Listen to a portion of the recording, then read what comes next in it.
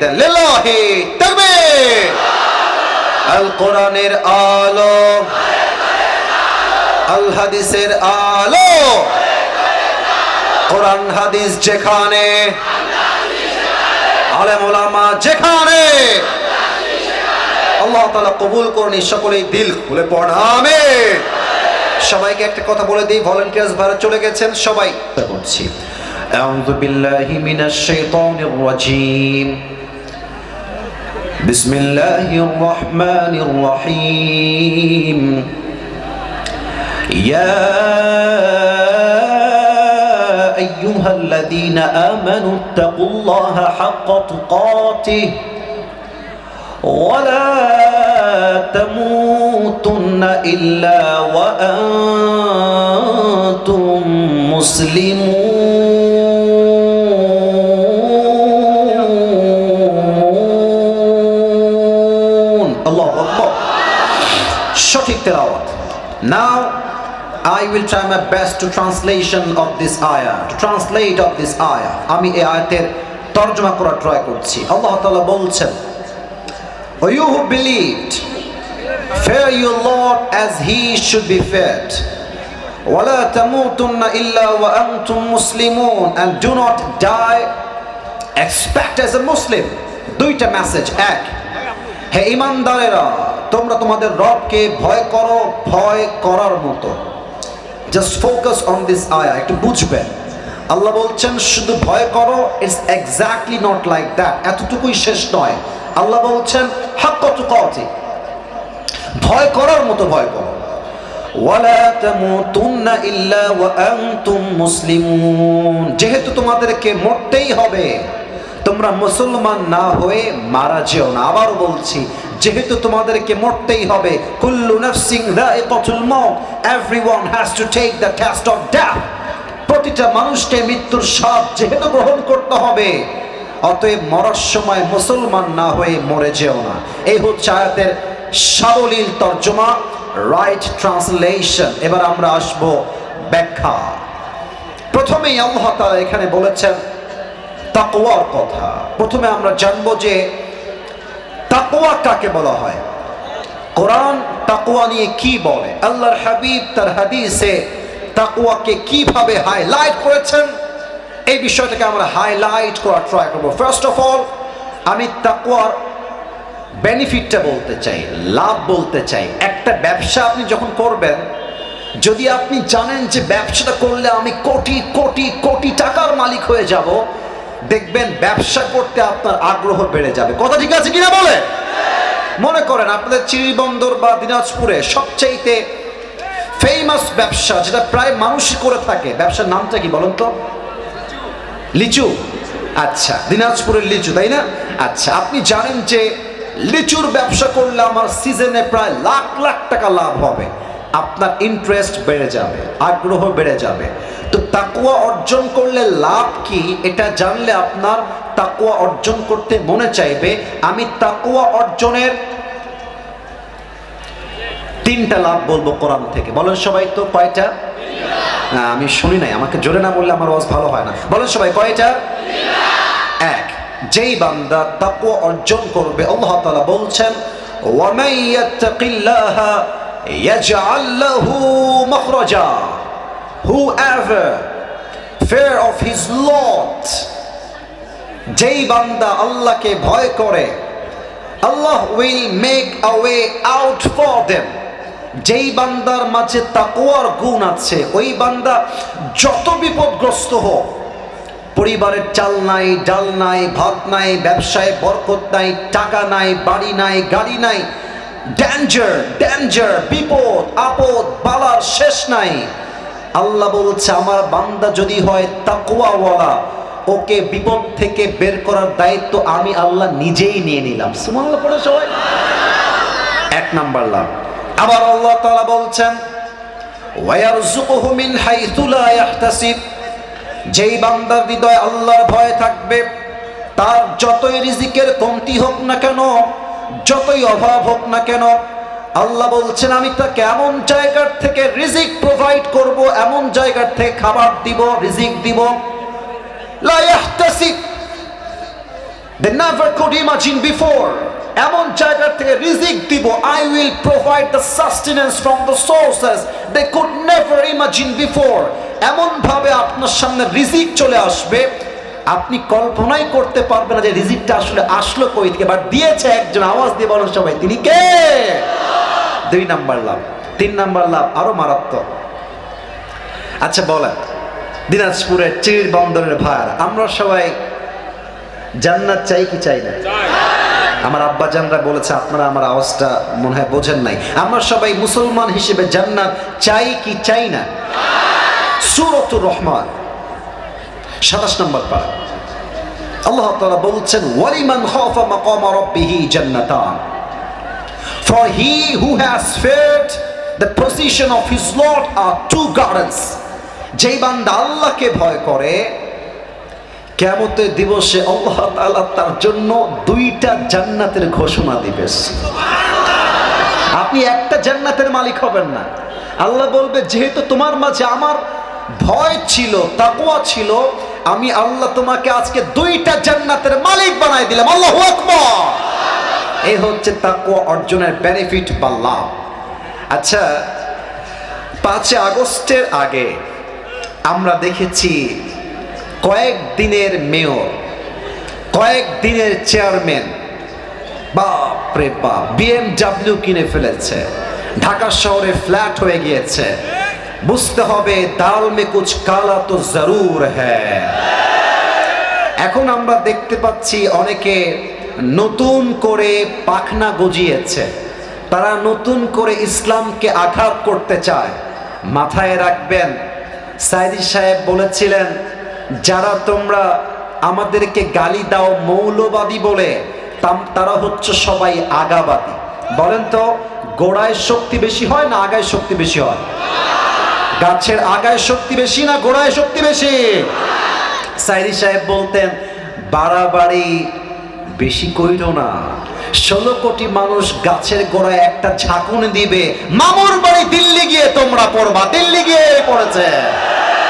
অতএব স্পষ্ট কথা, আমার এই দেশে নেতার দাম বেশি নয়, মন্ত্রীর দাম বেশি নয়, যার টাকা বেশি তার দাম বেশি নয়, একমাত্র যে তার রবকে ভয় করে তার দাম আল্লাহর কাছে বেশি, মানুষের কাছেও বেশি হওয়া লাগবে। ঠিক কিনা বলেন?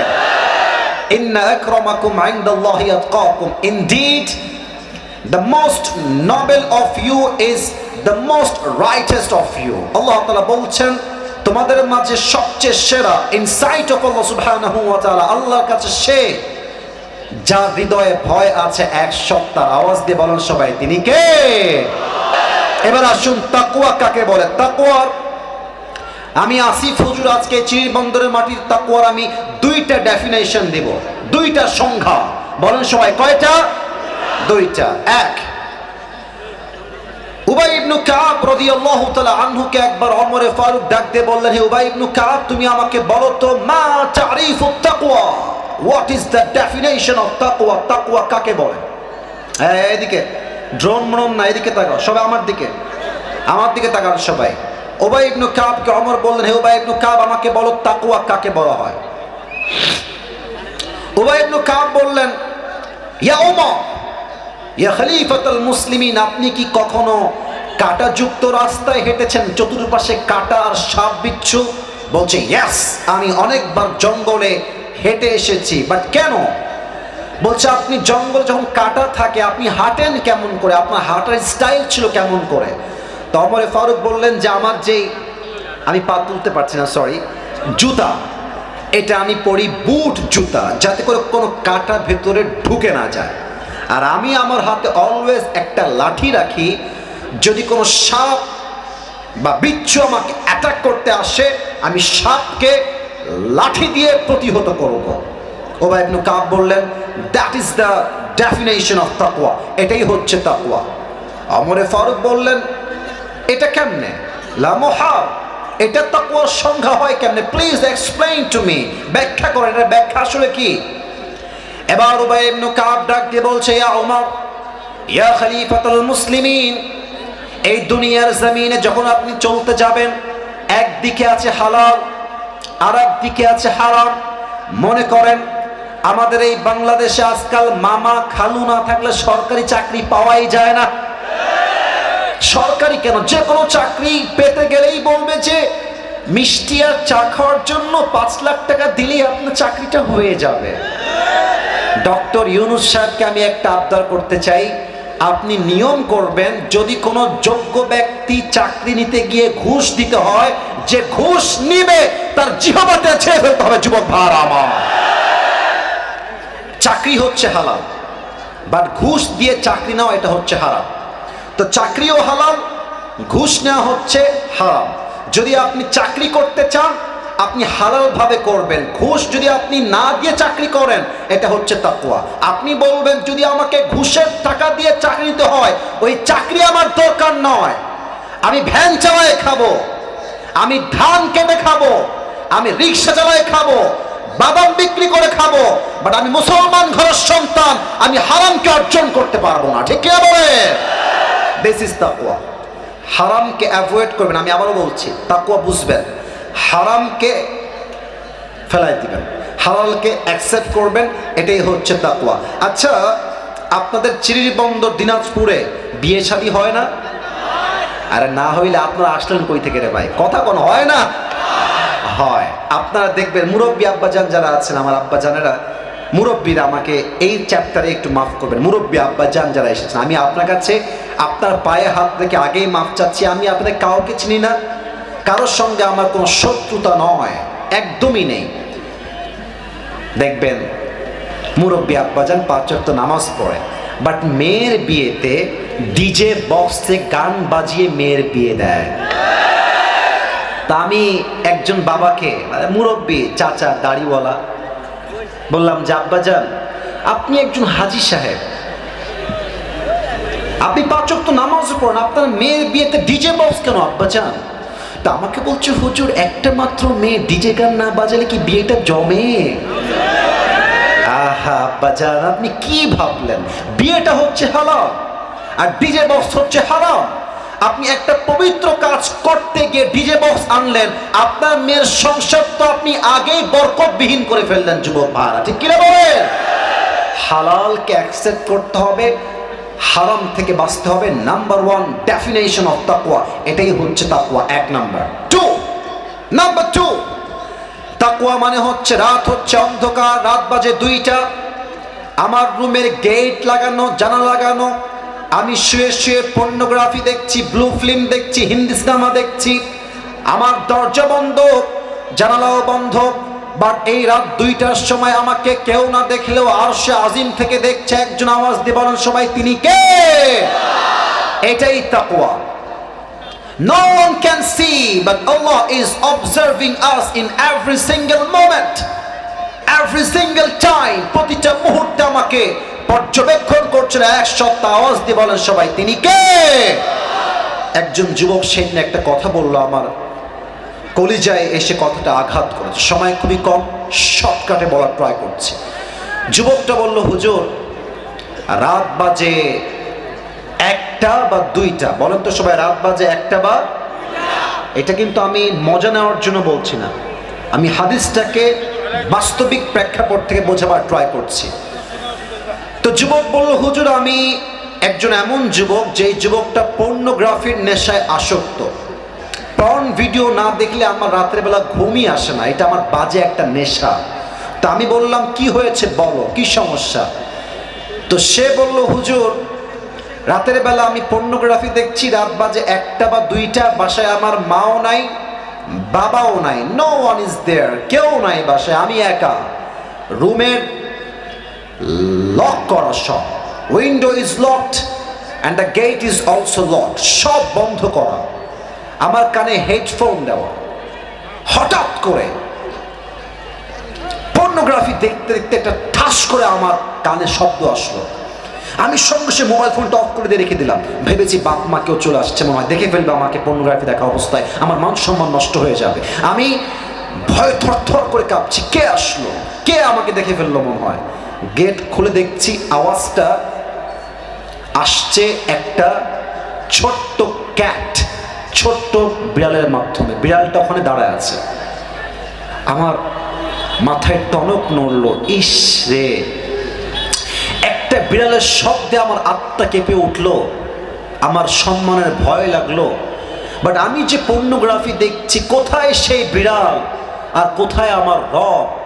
আমাকে তো প্রত্যেকটা মুহূর্তে আমার রব পর্যবেক্ষণ করছে। যুবক ভাইরা, কথা ঠিক আছে কিনা বলো সবাই আমাকে। এটা ভেবে আমার কলিজা আঘাত লাগলো, হুজুর যে আল্লাহ তো আমাকে দেখছে, আমি আল্লাহকে ভয় পাইলাম না, আমি বিড়ালকে ভয় পাইলাম। ওই দিন থেকে আমি তওবা করেছি, আজ অব্দি কখনো আমি আর পর্নোগ্রাফি দেখি নাই। সুবহানাল্লাহ পড়বেন না আপনারা সবাই? আচ্ছা, আপনারা যুবকরা মুরব্বীরা চিনবেন হয়তো বা, পাকিস্তানের একজন টপ ফেমাস স্কলার, তার নাম হচ্ছে মাওলানা তারিক জামিল। কেউ শুনছেন নামটা? পাকিস্তানের একজন টপ ফেমাস স্কলার। আমি আসিফের তো জামা কাপড়ের রং ঢঙের শেষ নাই, সানগ্লাস একরকম, টুপি একরকম, জুব্বার একরকম, ব্লেজার একরকম। আমরা একটু স্টাইলিশ, কোয়ালিফাইড, মডার্ন হওয়ার ট্রাই করি। বাট মাওলানা তারিক জামিল একদম সাদা সিধে মানুষ, অলওয়েজ সাদা পাঞ্জাবি, অলওয়েজ সাদা পায়জামা, অলওয়েজ সাদা পাগড়ি। কালকে বা কয়েকদিন আগে আমি তার ইউটিউবে একটা লেকচার শুনছিলাম অ্যাবাউট তাকওয়া, তাকওয়া নিয়ে। উনি একটা বাস্তবিক ঘটনা বললেন, আমি জাস্ট তাকওয়াকে বোঝাবার জন্য বলতে চাই। বলা যাবে নাকি যাবে না? পেছনে পারমিশন পাইছি, সামনে আওয়াজটা বেশি একটা কানে আসে নাই। বলা যাবে কি যাবে না? উনি বললেন, যেহেতু উনি পাকিস্তানের মানুষ, সো ওনার কথা কিন্তু উর্দু ভাষায় ছিল। আমি জাস্ট বোঝাবার স্বার্থে মাঝে মাঝে কথাগুলো কোট করার ট্রাই করছি। মাওলানা তারিক জামিল বললেন, একজন যুবক, মুসলমান ইমানদার যুবক, হুজুর টাইপের, তাবলীগ করে সে। তো সে খ্রিস্টানদের মিশনারি যে হসপিটাল থাকে ওখানে ভর্তি হয়েছে রোগের চিকিৎসার জন্য। এবার বলেন তো, খ্রিস্টানদের যে হসপিটালগুলো থাকে ওখানকার নার্স যারা হয়, নার্স, তারা কি মুসলমান হয় না খ্রিস্টান হয়? এই তো বুঝে গেছেন, মুসলমান হয় না খ্রিস্টান হয়? খ্রিস্টান হয়। তো যুবকটা প্রায় 7 দিন যাবৎ মেডিকেলে ভর্তি। 10 দিন যখন হয়ে গেছে, পাকিস্তানের সেই খ্রিস্টান মিশনারি হসপিটালে একজন নার্স এসে যুবককে বলছে, मैं आपसे শাদি করনা চাহতি হুঁ, আমি আপনাকে বিয়ে করতে চাই। সে কিন্তু খ্রিস্টান, আর যুবক তো খ্রিস্টান না মুসলমান? মুসলমান। তো যুবক তো এটা শুনে আকাশ থেকে পড়েছে, মেরে বহন আপ মুঝসে শাদি কিউ করনা চাহতে হ্যাঁ, আপনি আমাকে কেন বিয়ে করবেন? আমি হলাম মুসলমান और आप तो एक ईसाई है, आप तो मुस्लिम नहीं है, तो हमारी शादी नहीं हो सकती, ये हलाल नहीं होगा। मेटा बोलছে হালাল হবে কেমনে? तो बोलছে যে अगर आपको ये हलाल करना है तो आपको पहले मुसलमान होना पड़ेगा, আপনাকে আগে মুসলমান হতে হবে, তারপরে এই বিয়েটা জায়েজ হবে। তো মেয়েটা বলছে, আপনাকে বিয়ে করার জন্য আমি মুসলমান হতেও রাজি আছি। আপনার সুবহানাল্লাহ পড়লেন না যে প্রিয় ভাইরা? আরে ভাই সবাই মিলে একবার পড়েন না সুবহানাল্লাহ। এটা মূল মেসেজ নয়, সামনে আমার মূল কথা আছে। তো যুবকটা অবাক হয়ে গেল যে একজন সুন্দরী খ্রিস্টান নারী আমার মতো হুজুরকে কেন বিয়ে করতে চায়। তো উনি বললেন যে बहन जी मुझे एक सवाल है, क्या मैं कर सकता हूँ सवाल? মেয়ে বলল, বলেন কি প্রশ্ন? তো যুবক বলছে, यहाँ पे हजारों लड़के हैं, आप मुझे ही क्यों शादी करना चाहती हैं, আপনি আমাকে কেন বিয়ে করবেন? তো মেয়েটা এক অসাধারণ কথা বলেছে, বলছে मैं एक नर्स हूँ और यहाँ का सबसे खूबसूरत नर्स मैं ही हूँ और मुझसे ज़्यादा खूबसूरत कोई भी यहाँ पे नहीं है। तो जब भी मैं इस रूम में आता हूँ तो मैं देखता हूँ कि हर कोई मुझे आँख उठा के देखती है कि कितनी हसीन लड़की यहाँ पे आई हुई है, लेकिन तुम अकेला एक इंसान हो, जब भी मैं आती हूँ यहाँ पे तुमने कभी भी मेरी तरफ आँख उठा के नहीं देखा। আমি দেখেছি প্রত্যেকটা যুবক আমি রুমে আসলে ফ্যাল ফ্যাল ফ্যাল ফ্যাল করে তাকায় থাকে, কত সুন্দরী মেয়ে আসছে।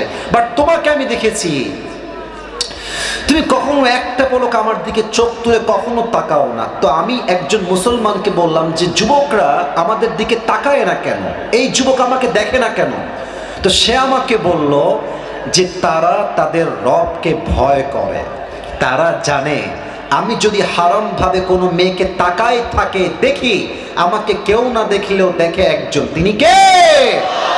तो मैंने सोचा कि जिस नौजवान के अंदर खुदा के लिए इतना खौफ है, इतना डर है उसके दिल में खुदा के लिए, तो अगर वो मुझसे शादी कर ले तो मैं तो खुशनसीब बन जाऊंगा। আরে যে যুবকটা হৃদয় আল্লাহর প্রতি এত ভালোবাসা, আল্লাহর প্রতি এত ভয়, ওই যুবক তো বিয়ে করে আমাকে কখনো ঠকাইতে পারবে না, ঠিক কিনা বলে? সেই মেয়েটা সেখানে কালেমা পড়ে মুসলমান হয়ে গিয়েছে এবং যুবককে বিয়ে করে একজন শ্রেষ্ঠ আদর্শবান নারী হয়ে গিয়েছে। সুবহানাল্লাহ পড়বেন না আপনারা? কেমনে হইল এটা? তাকওয়া। আর একটা কথা আজকে বলেই ফেলি, যেটা কখনো আগে বলি নাই, এটাই ফার্স্ট টাইম বলছি।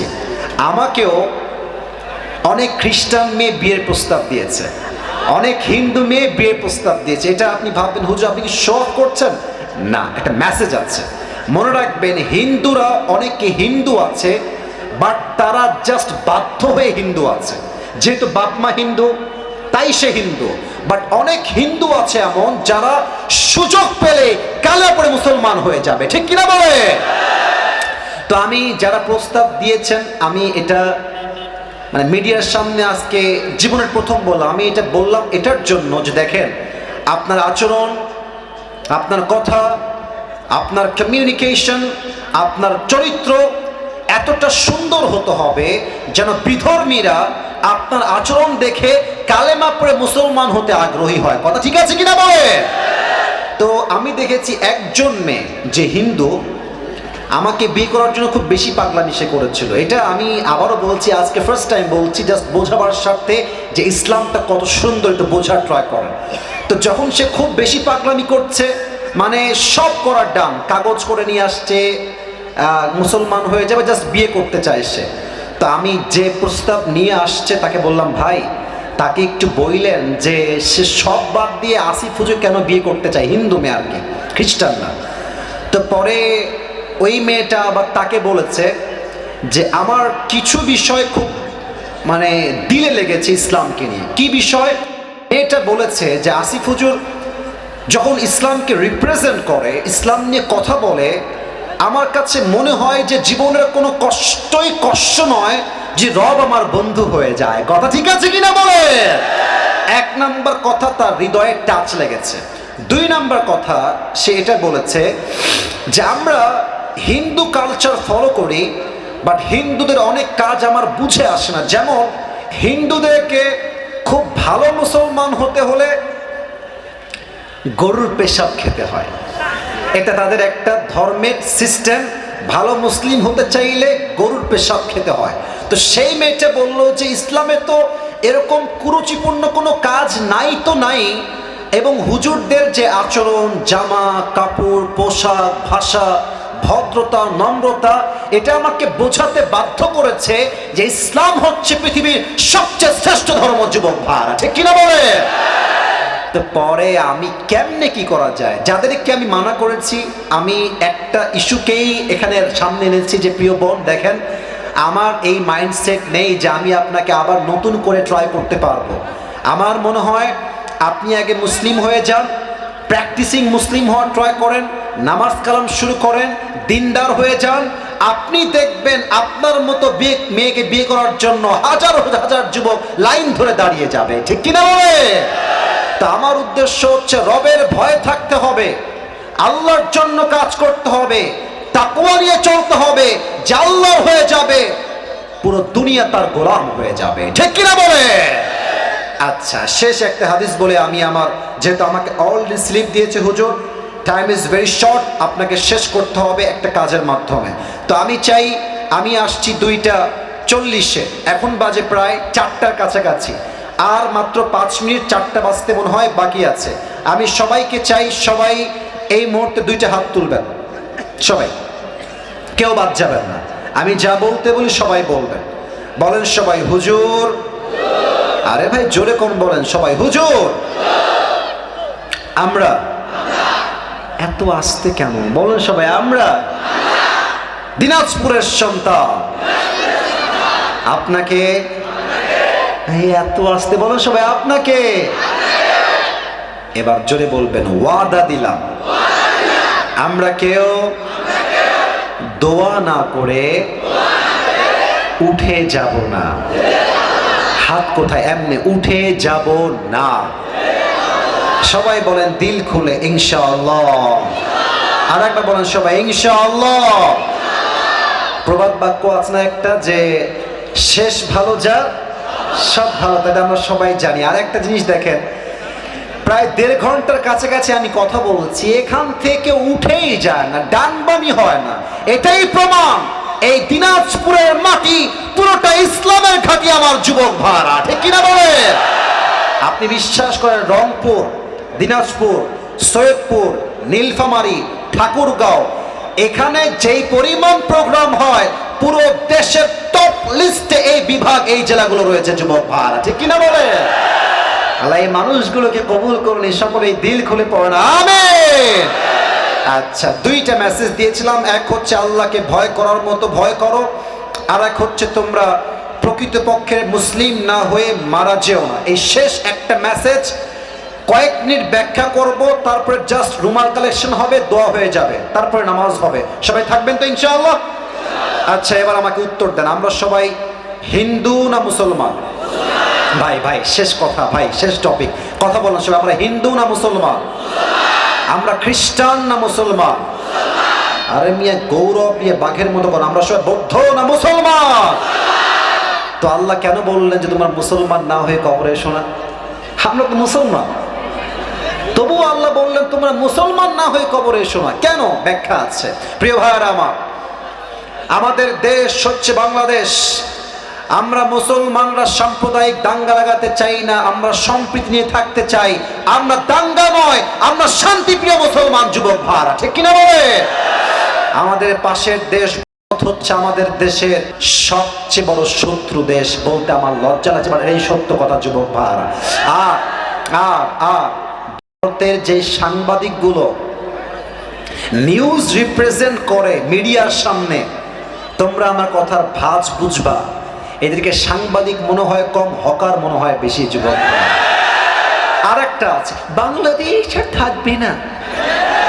আমি অভিমান করেছি, আমি কোনো চিল্লাফাল্লা করবো না। বেটা তুই বাংলাদেশ থাকবে না, তুই বলার কে রে? তোর বাপের বেটা তুই হয়ে থাকলে বাংলাদেশে একবার আয় না, তোর পিঠের একটা হাড্ডি চামড়া বাকি থাকবে না যুবক ভাইরা। আমরা তো মারামারি চাই না, তাই চুপচাপ থাকি। আর একে দেখলে আমার কেন যেন মনে হয়, আর একে দেখলে আমার ফিল হয় যে এই বেটা সাংবাদিক হওয়ার যোগ্য নয়। ঢাকার গুলিস্তানে আন্ডার প্যান্ট বিক্রি করলে বেশি মানাবে দিনাজপুরের ভাই। আমরা মুসলমান ঘরের সন্তান, তাই আমরা দাঙ্গা চাই না। তবে ভারতকে বুঝতে হবে, আমরা সংখ্যায় কম হতে পারি, বাট আমাদের মাঝে ইমানের জোর আছে, কোরআনের ভালোবাসা আছে।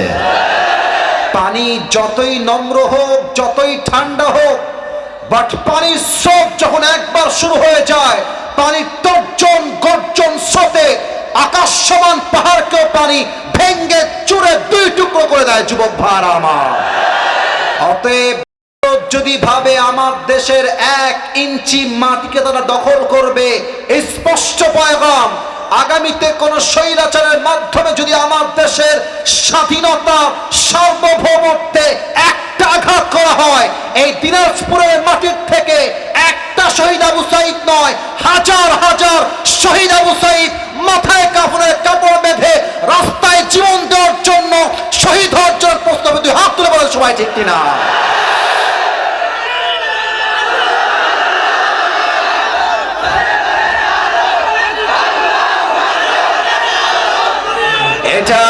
এটা শুধু দিনাজপুরের মাটি নয়, এটা রংপুরের মাটি। কারণ দিনাজপুর হচ্ছে রংপুর বিভাগের মধ্যে পড়ে। কথা ঠিক আছে কিনা বলেন সবাই আমাকে? আর রংপুরের নাম শুধুমাত্র আজকে বাংলাদেশে নয়, গোটা বিশ্বের প্রত্যেকটা কান্ট্রিতে রংপুরের নাম পৌঁছে গিয়েছে যুবক ভাইরা আমার। এই বাংলাদেশ দ্বিতীয়বার স্বাধীন হয়েছে, এই স্বাধীনতার সূচনার দ্বিতীয় ইতিহাস তৈরি হয়েছে রংপুরের শহীদ আবু সাঈদের মাধ্যমে। যদি আগামীতেই বাংলাদেশে ইসলামের রাজ কায়েম হয়, ইসলামের পতাকা যদি পপ পপ করে উঠতে হয়, রংপুরের মাটির থেকে ইসলামের পতাকা, কালিমার পতাকা পপ পপ করে যুবক ভাইরা আমার। আর একটা কথা সবাইকে বলতে চাই, শেষ কথা, আল্লাহ বলছেন মুসলমান না হয়ে কবরে এসো না। অতএব আমরা হয়তো মুসলমান নামে হয়েছি, কাজে হতে পারি নাই। দাড়িও আছে, টুপিও আছে, সুদ খাই, ঘুষও খাই, এটার নাম আসল মুসলমান নয়। মুসলমান হবে সেই মুসলমান, আসল মুসলমান যার সামনে বাতিলের মসনদ থরথর করে কাঁপবে, বা সেই মুসলমান বাতিলের সামনে মাথা ধরতে প্রস্তুত হবে না। ঠিক কিনা বলে? আল্লামা মামুনুল হক সাহেব নাম শুনছেন আপনারা সবাই? আমির হামজা হুজুর নাম শুনছেন আপনারা সবাই? মিজানুর রহমান আজহারি নাম শুনছেন না আপনারা সবাই? তাদের কাউকে দেশ ছাড়া করে, কাউকে মাতৃভূমির মাটিতে জেলখানায় ভরে তারা ইসলামকে দমন করতে চেয়েছে। বাট 5 আগস্টের পরে স্পষ্ট প্রমাণ হয়ে গিয়েছে যা ইসলামকে নির্বংশ করতে চায়, আল্লাহ তাদেরকে নির্বংশ করে রেখে দেয়। যুবক ভাইরা আমার, আজহারি আবার এই মাস থেকে তাফসীর মাহফিল শুরু করবে 27 ডিসেম্বর থেকে। আমাদের বিশ্বাস এই পুরো বাংলাদেশ ইসলামের রাজ্য কায়েম হয়ে যাবে ইনশাআল্লাহ। আর যদি এই বাংলাদেশে ইসলামের রাজ কায়েম করতে, কোরআনের রাজ কায়েম করতে বুকের তাজা রক্ত ঢালতে হয়, এই বুকের তাজা রক্ত ঢেলে এই দেশের মাটিতে আল্লাহর রাজ কায়েম করতে কারা কারা প্রস্তুত, হাত তুলে আল্লাহকে দেখায় দাও।